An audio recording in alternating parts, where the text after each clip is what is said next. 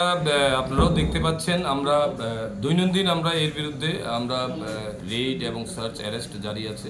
এই মাসে আমরা আরও দুটো কেসও আমরা নিয়েছি, আপনারা দেখেছেন।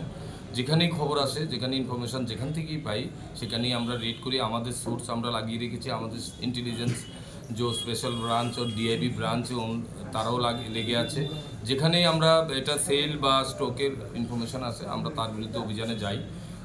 তার খবরের ভিত্তিতেই গতকালকেও সেম কলেজটিলা গান্ধী স্কুল এলাকাতে একটা ইনফরমেশান আছে, তান্নাকর চৌধুরীর নেতৃত্বে একটা গ্রুপ ওখানে ব্রাউন সুগার সেল করছে। এই খবর পাওয়ার সাথে সাথে আমাদের থানার অফিসার এবং টিম আমরা তৈরি করে ওখানে পাঠাই। ওখানে যাওয়ার পর আমরা তিনজনকে আমরা ওখানে ঘটনাস্থলে পাই।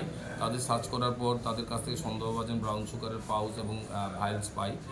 তাদের জিজ্ঞাসাবাদ করার পর তারা স্বীকার করে কিছুক্ষণ আগে আরও দুজন লোক তাদের কাছ থেকে কিছু ভাইল কিনে নিয়ে গেছে বিক্রি করার জন্য।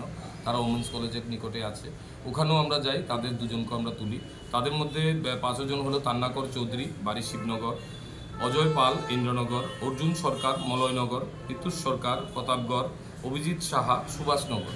এই 5 জনকে আমরা ডিটেইন করি, নিয়ে আসি। তাদের সার্চ করে তাদের কাছ থেকে একটি পাউচ এবং 360 ভায়েল পাই, যার মধ্যে সাসপেক্টেড ব্রাউন সুগার আছে। এগুলো ওয়েট করার পর আমরা দেখতে পাই মোট 14 গ্রাম ব্রাউন সুগার এতে মজুদ আছে।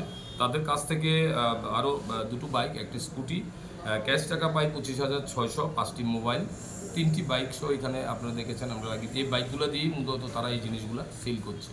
তো যে ব্রাউন সুগার আমরা পেয়েছি তার বাজার মূল্য প্রায় 70,000 টাকা হবে।